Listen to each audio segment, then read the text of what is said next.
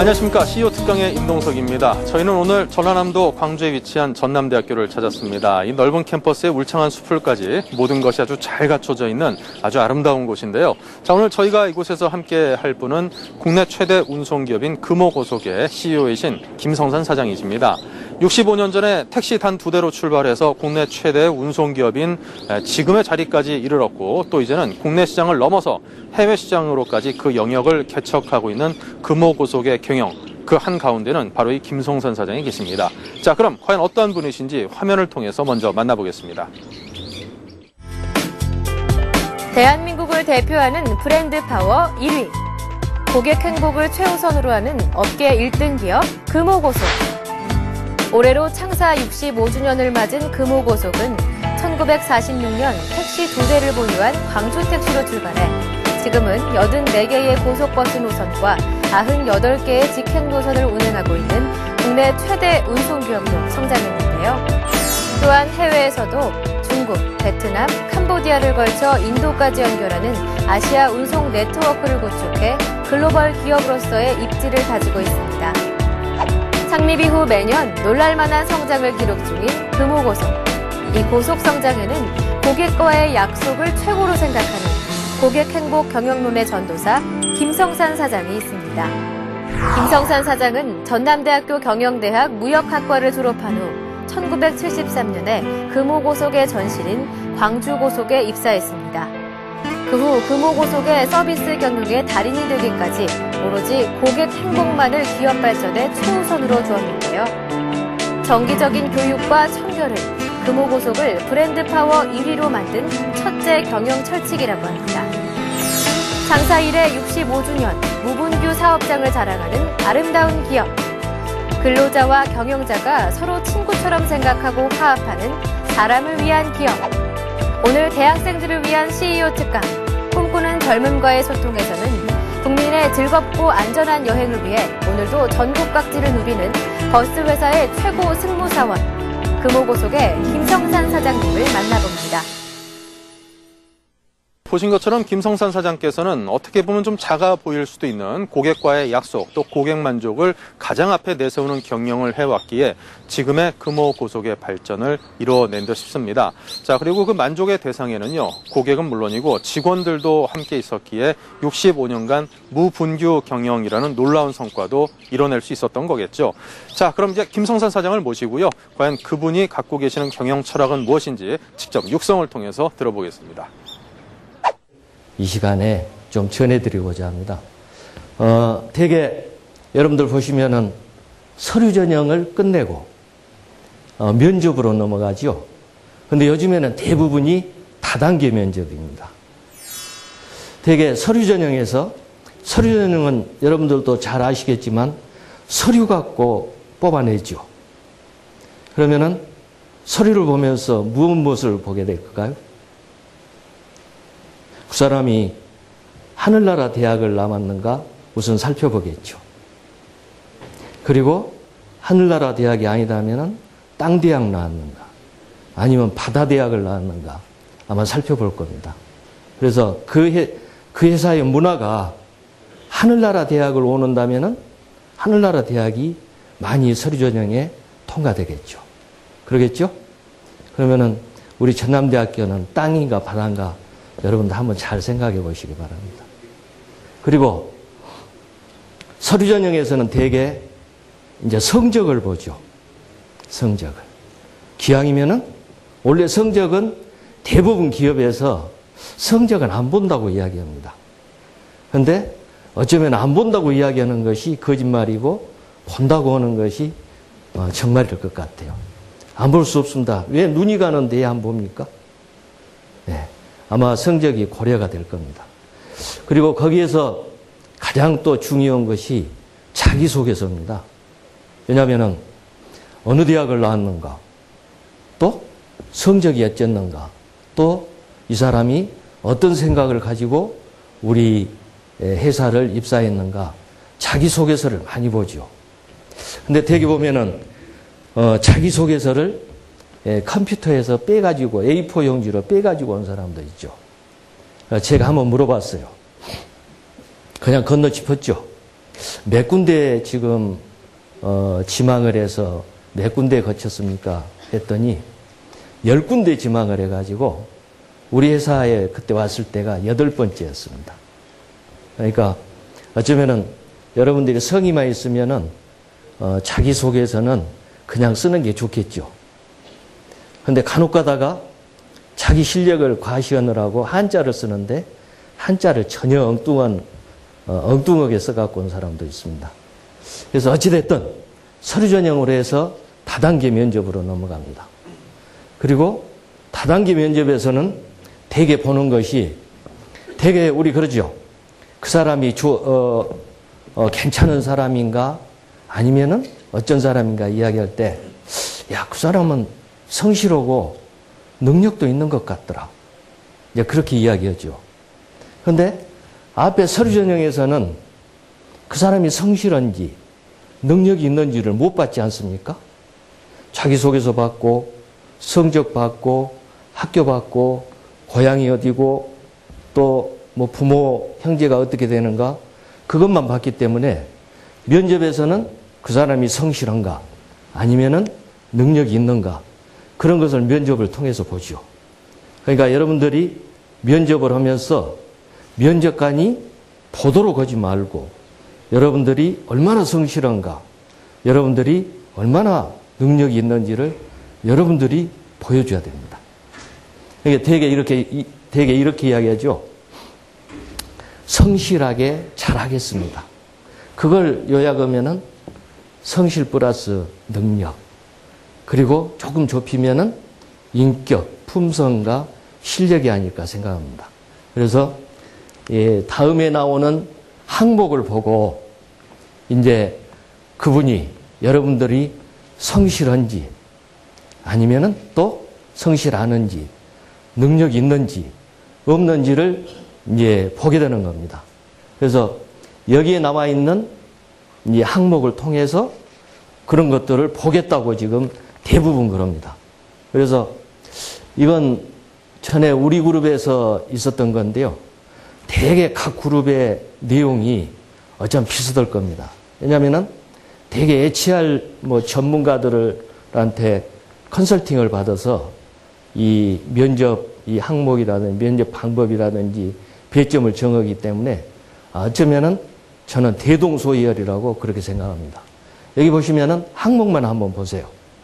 여러분들이 면접관이라고 생각하고 내가 지금부터서 다단계 면접을 지금부터서 통과해야 된다.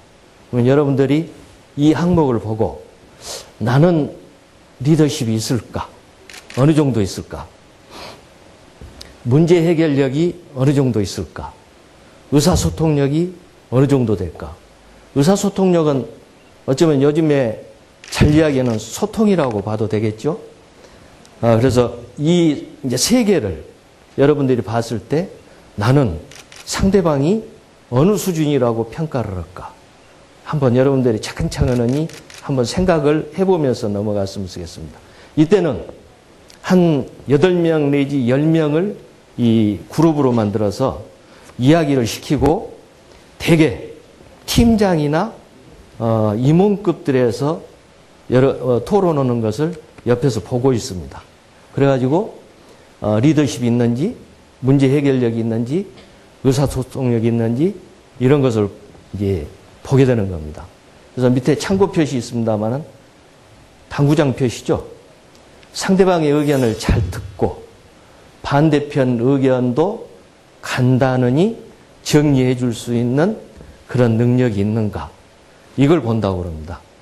그러니까 여러분들도 상대방의 의견을 잘 듣고 나하고 다른 의견을 가지고 있는 사람의 생각을 정리해 줄 수 있다면 좋은 점수를 받지 않을까 그렇게 생각이 됩니다. 이제 두 번째는 이제 토론을 끝나고 나면은 이제 다시 역량 면접을 들어갑니다. 아까 제가 능력 이야기 했었죠. 그러니까 여기에서 주로 능력에 해당되는 부분을 많이 볼 겁니다. 여기 보시면은 뭐 프로 기질이 있는가 또 성과지향, 성과를 잘 결실을 맺을 수 있겠는가. 그리고 직업윤리, 불량한 짓거리 안 오고 회사 생활을 잘할 것인가. 또는 국제적 감각이 있는 것인가. 막 이런 것을 이제 면접을 하면서 보게 됩니다. 그래서 여기 보시면은 프로페셔널리즘에서는 스스로 잘하는 사람 하면서 거기서 되게 이제 여러분들한테 말씀드리면은 이제 이 정도 단계 가면은 잘하는 사람을 뽑는 게 아니라 못하는 사람을 걸러냅니다. 대개는. 왜냐하면은 1등, 2등, 3등, 4등을 점수로서 몇 점 차이를 둬서 뽑을 수가 없잖아요. 그러니까 빼버릴 사람을 골라낼 때입니다. 그러니까 여기서는 정확한 지시가 없으면은 회사에서 변통을 내걷는가 안 내걷는가. 변통 내걷다면은 그 사람 빼내고 또 성격이 근성이 비관적이고 긍정적이지 않다면은 또 골라내고 막 그런 과정을 거쳐서 역량이 있는지 없는지를 보게 됩니다. 굉장히 어렵겠지. 여러분 이거 채점해 보니까 어때요? 어렵죠? 네?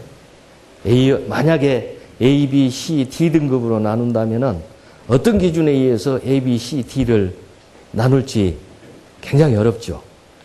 저희들도 매번 하지만 굉장히 어렵습니다. 그 어려운 일을 면접관도 하고 여러분들도 거기를 통과해야 됩니다. 이제 다음 마지막입니다. 대개 이 정도 가면은 어느 본부장이나 대개 사장급에서 이 3차 인성 면접은 이제 하게 됩니다. 그러니까 이 사람이 성실하겠냐, 성실하지 않겠냐, 윤리적이겠느냐, 아니겠느냐, 이제 그런 것을 봅니다. 그런데 여기 보시면은 우리 같은 경우에는 적응성하고 로열티하고 직업관을 세 개로 봅니다. 그런데 대개 이 3차 면접을 하면서 당신은 적응성이 있습니까? 하고 물어보면은 다 있다고 하겠죠. 그럼 다 똑같겠죠. 또 당신은 우리 회사를 사랑합니까? 거기서 사랑 안 한다고 이야기할 사람은 한 명도 없죠. 또 직업관, 직장인으로서 건전하게 그리고 주어진 업무를 성실하니 즐겁게 수행하겠습니까? 하면은 한 사람도 안 하겠다는 이야기를 안 하죠. 그러면은 10명이 올라왔는데 만약 거기서 2명을 뽑아야 된다면은 8명을 어떤 식으로 해서 빼낼 것인가? 한번 이제 이 장 넘어가면은 제가 그런 이야기를 드리도록 그렇게 하겠습니다. 그래서 아무튼 집단 토론을 거치고 그 다음에 능력이 있는지 없는지 그걸 거치고 그 다음에 그 사람의 인격, 품성은 어떻게 생긴 것인지 여기를 거쳐야 회사에서 이 사람은 괜찮겠습니다 하고 이제 그룹에 이제 올려서 결제를 받으면은 이제 회사에 취업하게 되는 겁니다. 자, 그래서 제가 여러분들한테 이제 지금부터서는 굉장히 실전적인 것을 말씀 올리는데 제가 임원 때부터서 면접을 했으니까 상당히 한 20여 년 정도 제가 면접을 했었습니다. 근데 면접을 하면서 제가 느꼈고 또 우리 대학생들이 우리 전남대학 학생들이 어딘가 면접을 보게 되면은 이런 것은 유의해서 면접을 봤으면 좋겠다 하는 생각이 있어서 지금부터서 약간 설명을 드리겠습니다. 다른 분들도 또 다른 회사 사장들도 또 내가 아는 타 그룹의 사장들도 되게 기회가 있어서 면접을 어떻게 보느냐, 어떤 사람을 뽑느냐 하고 물어보면 맨 첫 번째 꼽는 것이 첫인상입니다. 어쩌면은 선볼 때도 첫인상이 제일 어쩌면 중요할 것 같습니다. 저는 선을 안 봤습니다만은 어쩌면 선을 본다면은 연애할 때 맨 첫 번째 사람을 구할 때도 대부분이 첫인상을 보고 들어갈 것 같죠. 아마 사람마다 다르지만은 되게 많이 그 첫인상을 고려하는 사람들은 제 생각에 50%까지도 첫인상이 그 사람의 면접하는데 결과에 영향을 미치지 않을까 그런 생각을 합니다. 그러니까 첫인상을 좋게 하는 방법은 굉장히 많이 있겠죠. 그래서 오늘은 시간이 짧으니까요. 그 이야기는 안 드리기로 하고 어쨌든 첫 대면했을 때 면접관하고 첫 대면을 했을 때 첫인상은 무엇보다도 중요합니다. 무엇보다도 중요합니다. 사회생활이 다 그렇듯이 면접도 저는 마찬가지라고 생각합니다. 그리고 이제 거기서 이제 여러 가지 질문을 하는데요. 나중에 내가 질문 내용은 조금 알려드리겠습니다만 그 대학생답지 않은 그 답을 하는 사람들이 제법 있거든요. 왜냐하면 내가 당당해야 된다. 내 개성을 좀 보여야 된다. 그리고 내 포부가 크다는 것을 보여준다. 그러니까 회사에 와서 어떻게 생활하시겠습니까? 하면 저 꼭 사장이 되겠습니다. 이런다고요? 그럼 내가 그 사람 안 뽑죠. 왜냐하면 그 사람 뽑아놓으면 내 자리가 이태로운데? 그러잖아요? 네, 그래서 나는 좀 현실적으로 정말 대학생, 회사에서 대학생을 뽑는 이유가 뭡니까? 왜냐하면 대학생다운 사람을 뽑기 위해서 대학생을 뽑지.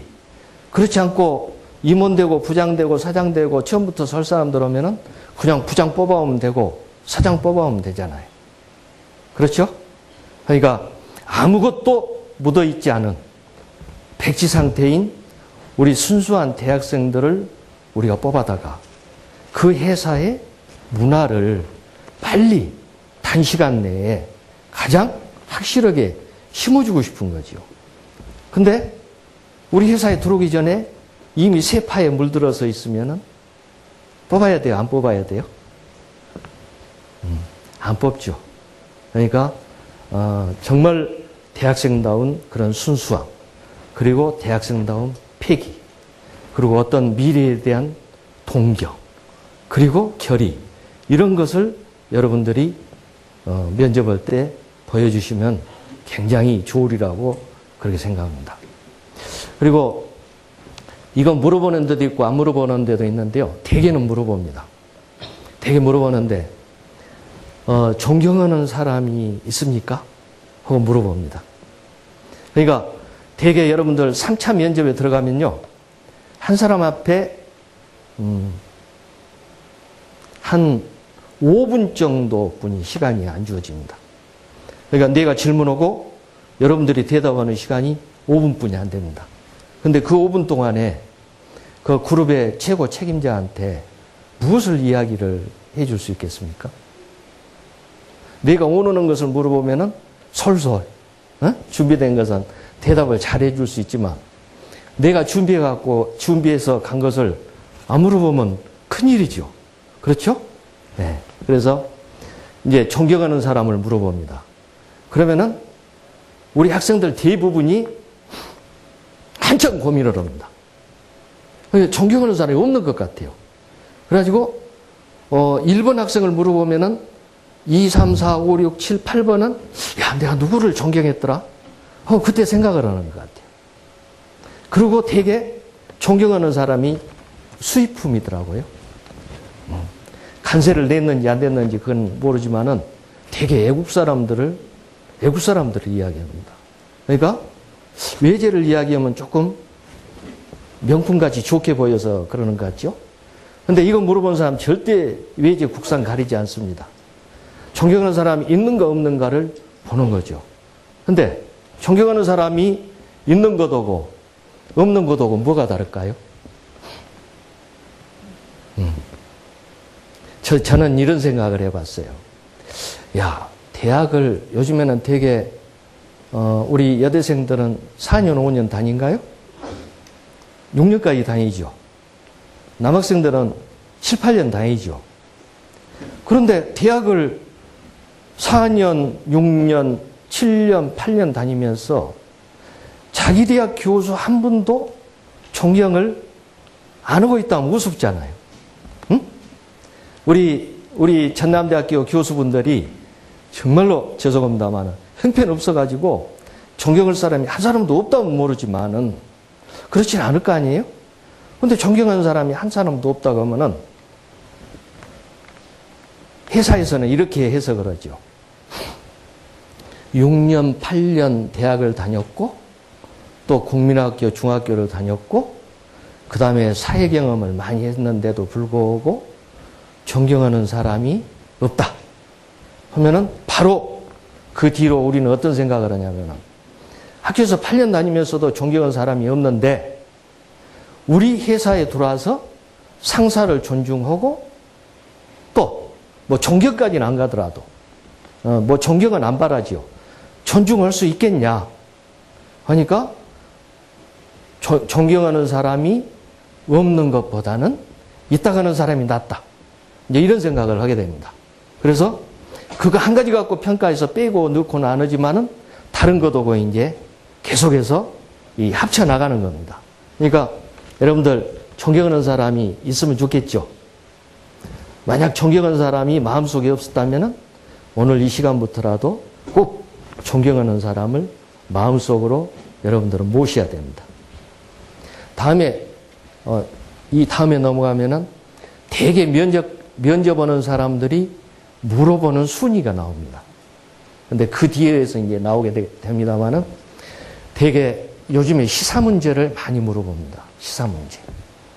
전에 제가요, 그 강우병 파동이 있었죠.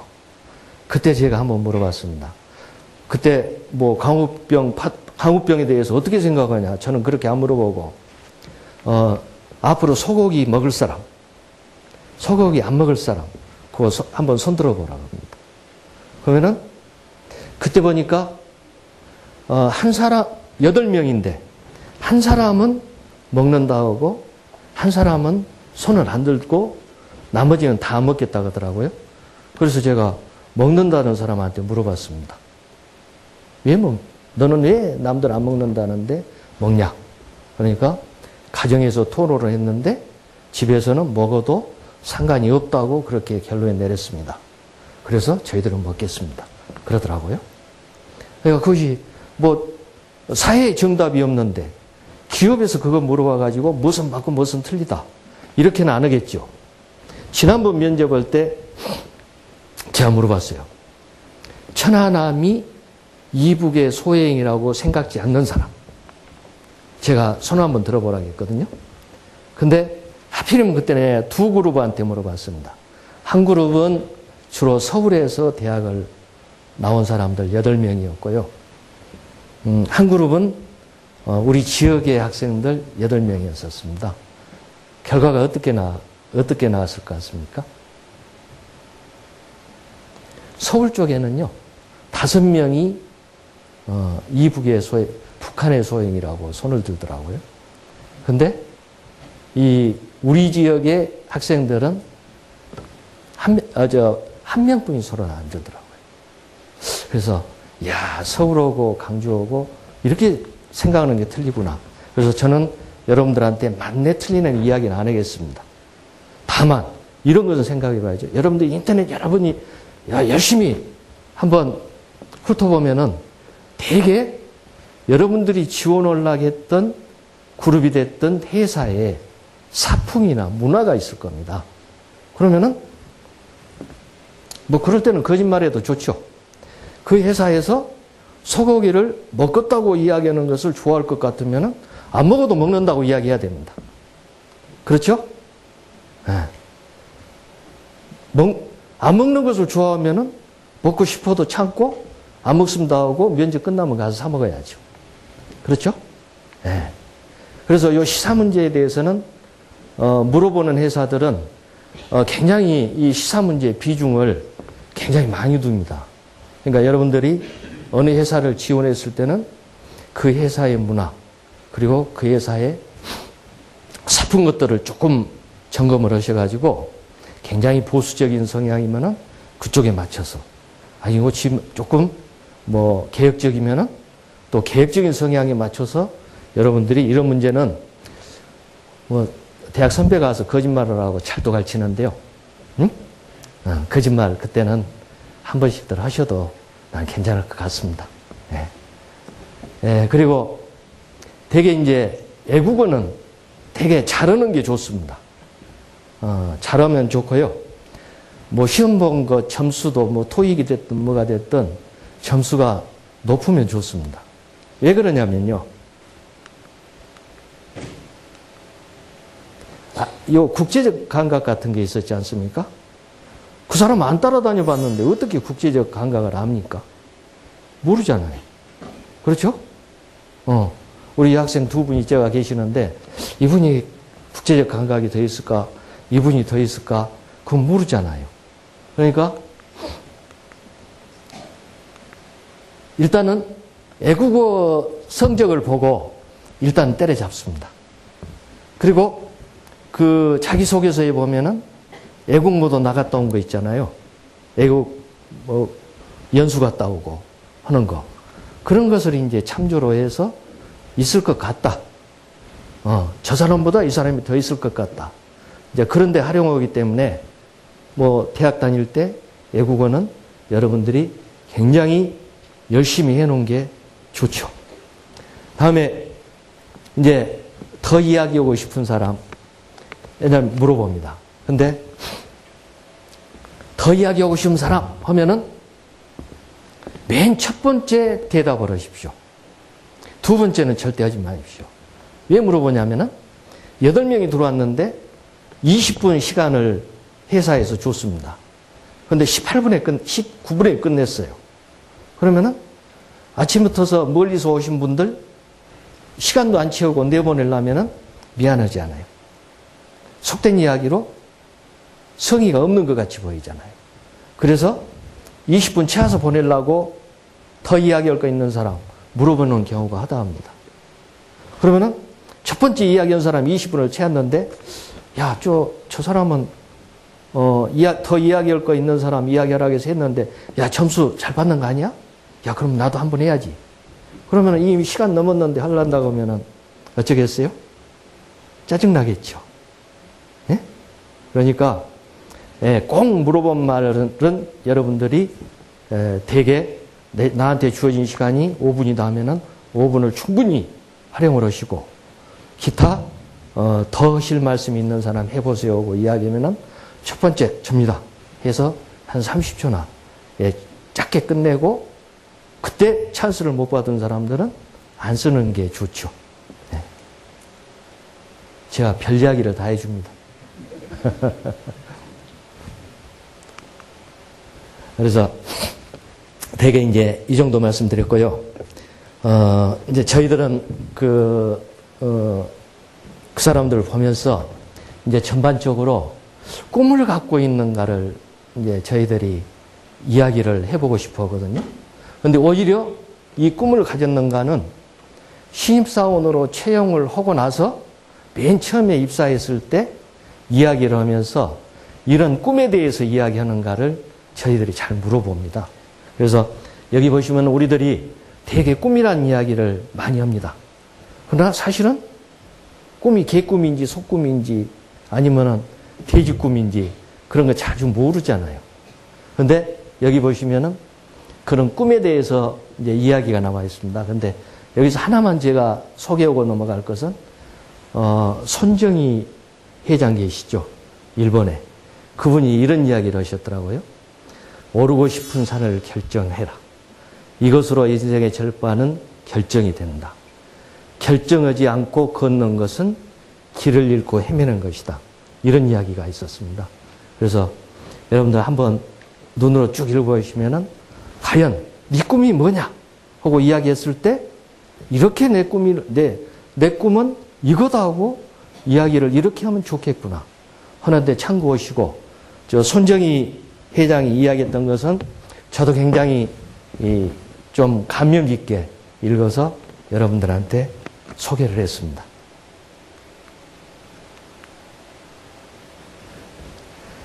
그래서 지금까지 제가 했던 이야기 중에 대부분은 들어있습니다만은 이것은 회사 생활을 하면서 우리들이 이제 경계를 하고 우리들이 생각을 해줘야 될 대목들입니다.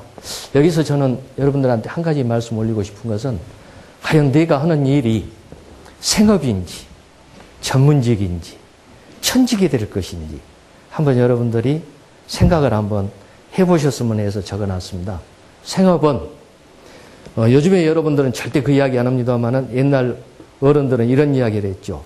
요즘 생활이 어쩌십니까? 그러면 요즘에 일의식이 어쩌습니까? 하면은 목구멍이 포도청이라고 이야기를 했었습니다. 이건 생업입니다. 먹고 살기 위해서 직장을 갖는 거죠. 이건 정말 월급쟁이죠. 전문직은 대개 연구직이나 아니면은 또 많은 돈을 투자해서 어떤 라이센스를 얻어서 생활하시는 분들입니다. 근데 이 사람들은 돈을 벌면은 더 벌고 싶거든요. 자격증 하나 가지면 또 더 하나 갖고 싶거든요. 그러면은 이건 전문직인데요. 이건 끝이 없는데 끝 갈 때까지 만족하지 못하는 사람들입니다. 그러나 우리 사회에서는 돈을 많이 벌기 때문에 전문직을 선호하는 편이죠. 세 번째는 천직입니다. 천직. 엊그저께 얼마 전에 텔레비전을 봤더니요. 지리산 절벽에서 버섯을 따는 사람이 있었습니다. 근데 그 버섯이 무슨 버섯이냐면은 여러분들은 잘 모르실 겁니다만은 서기버섯입니다. 그걸 따는데 예줄에 매달려서 그걸 땁니다. 너무 위험하죠. 그리고 요즘에 날씨가 가물어서 잘 따지도 못합니다. 근데 1박 2일을 그 사람들이 이제 버섯을 따고 이제 내려왔는데 방송국에서 물어보더라고요. 힘들지 않습니까? 하고 물어봤어요. 그리고 왜 이런 일을 하십니까? 너무 힘들고 위험하니까. 그랬더니 그 사람이 뭐라고 이야기했냐? 저는 산이 오락해서 갑니다. 네. 내가 좋아하는 산을 오르고 산에서 또 적지만 돈벌이까지 하니 얼마나 멋지고 즐겁습니까? 그렇게 대답을 하더라고요. 자, 자기가 하는 일에 그 정도 생각을 갖고 있으면 직이나 소득에 상관없이 그건 천직이죠.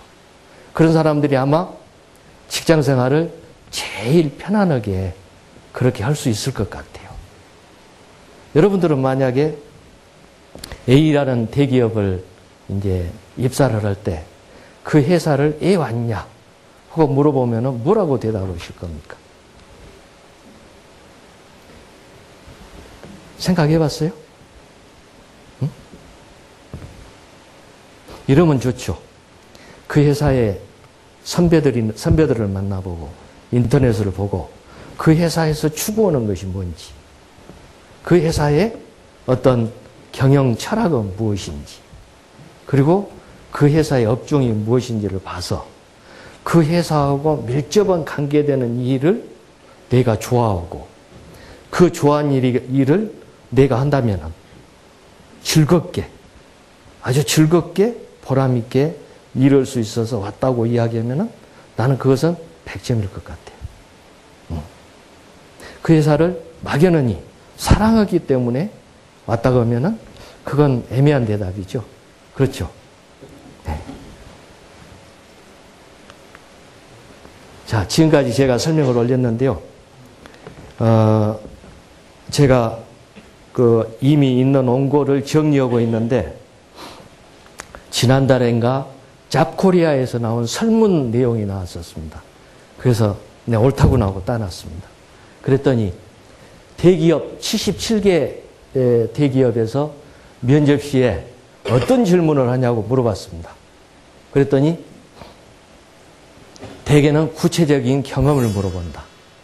그러니까 저건 자기소개서 잘 써야 되겠죠. 경험을 이야기하는 거니까. 그게 14.8%. 직무 관련 지식은 아까 그 서류 전형 때 어지간히 파악이 이제 돼 있을 겁니다.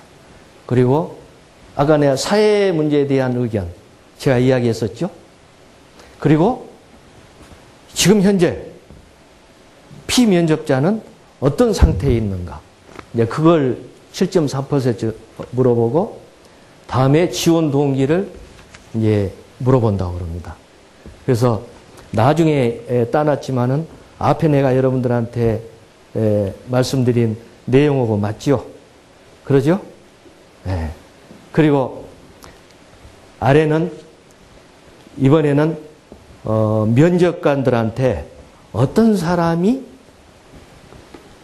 좋아 보이디 하고 물어봤습니다. 그래서 대기업 면접하는 사람 130명한테 물어봤습니다. 이건 복수응답이라고 합니다. 첫째가 미소를 잃지 않는 밝은 모습. 지금 여기 뭐 내가 지금 웃기면서 강의는 안 하고 있습니다만은 얼굴을 편안하니 환하게 미소를 띠면서 이걸 듣는 사람 한 명, 거의 한 두세 명뿐이 없네요. 응? 그러니까 면접관 앞에 가서 환한 미소를 지으려고 하면은 절대 안 지어집니다. 아주 어색해집니다. 그러니까 평상시에 친구들하고 만났을 때, 교수님하고 만났을 때, 가정에서 이야기했을 때, 어떤 사회 선배를 만났을 때 항상 환하게 웃으면서 대하게 된다면은 면접관 앞에 가서도 아주 자연스럽게 환한 얼굴로 만날 수가 있겠죠. 그 자신만의 색을 보여주는 사람, 뭔가는 좀 개성이 있어야 되겠고, 그리고 아까 당당하라고 이야기했습니다만은 어떤 질문에도 당황하지 않는 사람, 그리고 진솔하게 대답하는 사람. 솔직히 대답하는 사람, 저건 뭘 보면 아냐면요, 대답할 때 눈 움직임을 보면 압니다. 눈동자가 안정 안 돼 있으면 그건 절대 거짓말이거든요. 아까 사회 문제 할 때, 거짓말 이야기할 때 눈동자 절대 움직이지 마세요. 네? 거짓말 하는지 그냥 발각이 되니까. 그래서 이제 여기까지 이제 뭐 거짓 이제 한 장 남았습니다만은 끝내면서 여러분들한테 지난번 조대에서 이런 이야기를 했습니다. 그때는 꼭 대기업보다는 중소기업을 선택하는 것도 괜찮다. 그렇게 이야기를 내가 했었습니다. 그랬더니 한 사람도 거기에 귀를 안 기울이는 거예요. 자기 입맛에 안 맞으니까. 그런데 여러분들 대기업을 왜 대기업으로 가야 되는지 그 이유를 한번 생각해 보시고요. 중소기업은 내가 왜 안 가야 되는지 그걸 한번 이유를 한번 생각해 보시는 게 좋습니다.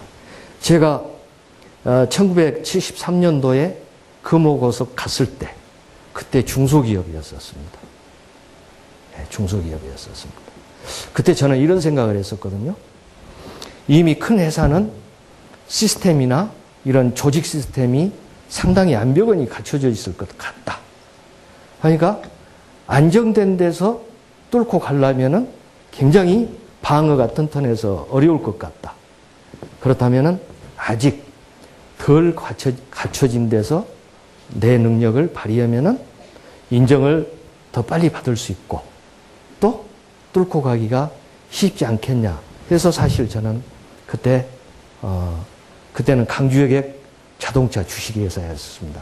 거기를 선택을 했었습니다. 그래서 그때하고 지금하고 상황은 많이 다릅니다만은 여러분들이 취업을 하실 때 대기업에 내가 지원을 해야 되는 이유, 꼭 어떤 이유가 있는지 아니면은 내가 중소기업을 선택하지 않는 확실한 이유가 여러분들이 한번 해명을 해보셔야 됩니다. 그렇지 않고 남들 때문에, 만약 남은 눈 때문에 그런 생각을 갖고 있다면은 어쩌면은 좋은, 편안한, 행복한 직장생활을 하지 못할 겁니다. 요즘에 이제 우리 대학생들은 밝고 젊고 예쁘니까 길거리를 가면은 다른 사람들, 행인들이 시선을 줄 수도 있을 겁니다. 그러나 저는 그렇습니다. 어쩔 때 명동을 걸어가면서요, 한번 보면은 그 많은 명동 거리에서 나한테 눈길 주는 사람 한 사람도 없습니다.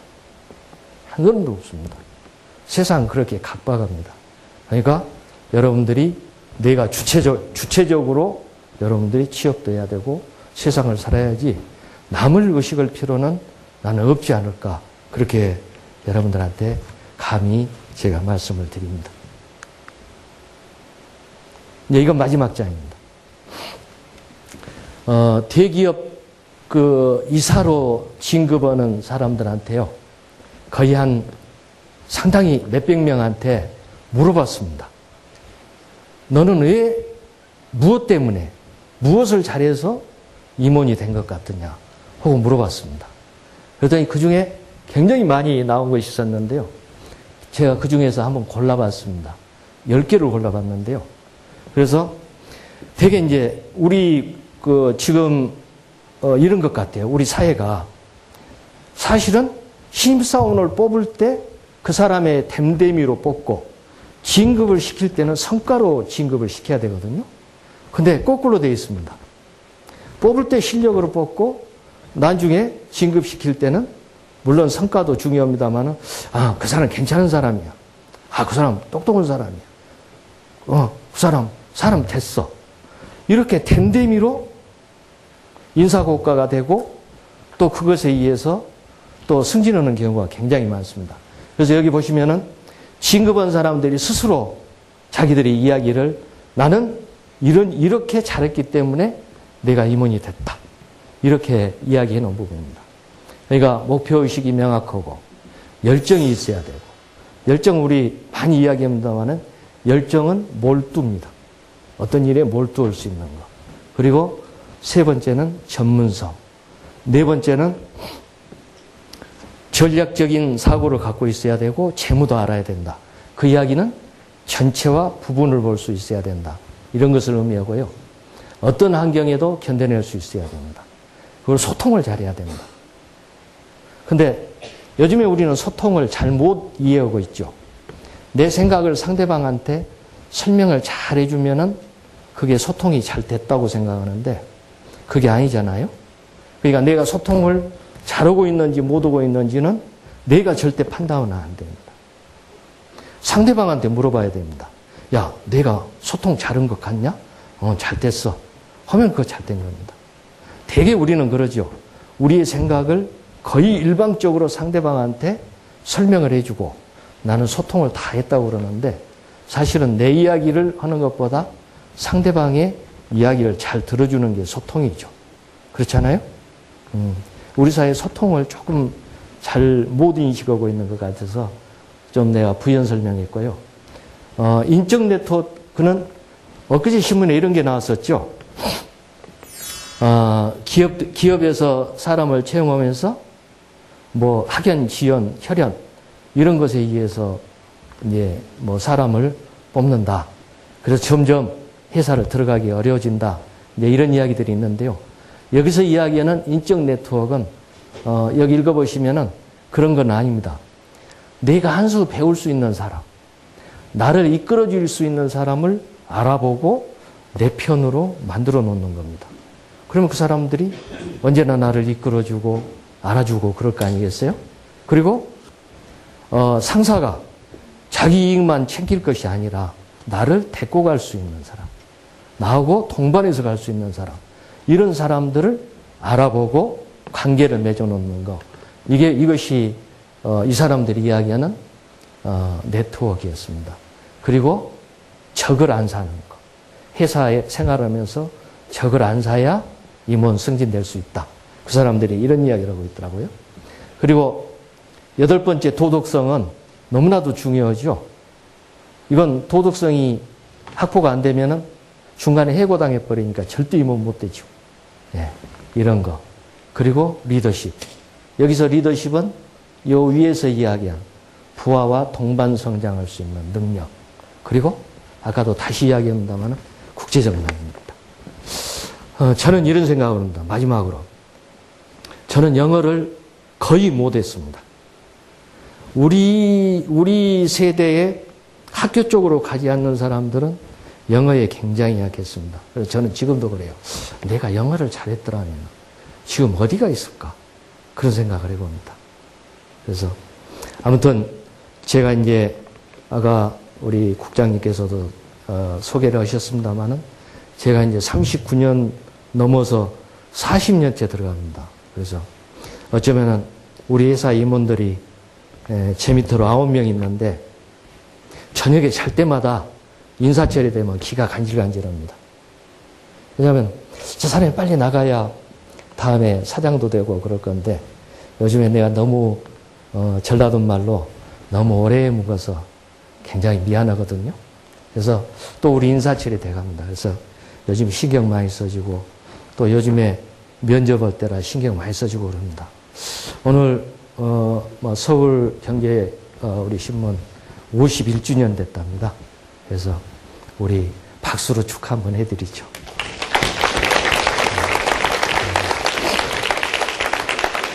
그러시고 혹시 여기 있는 분들 중에서 우리 회사 또 그룹에서 혹시 만나실 분도 있을지 모르겠습니다.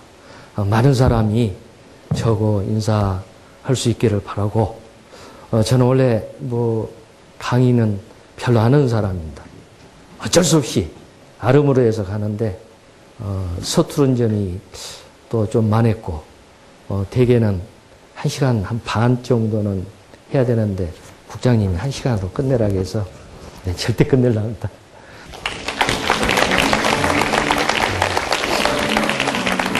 이 출정 특강을 듣고 취업 준비생으로서 기업을 바라보았는데 그에 반해 기업이 원하는 인재가 무엇인지 다시 한번 깨닫게 되었고 오늘 정말 그 면접에 관한 정말 실용적인 부분 그리고 금호 그룹의 지향하는 비전에 대해서 알 수 있는 좋은 기회였습니다. 대기업을 왜 대기업으로 그 이유가 무엇인지 중소기업은 내가 왜 안 가야 되나 그 한번 이유를 한번 생각해 보세요. 제가 청주에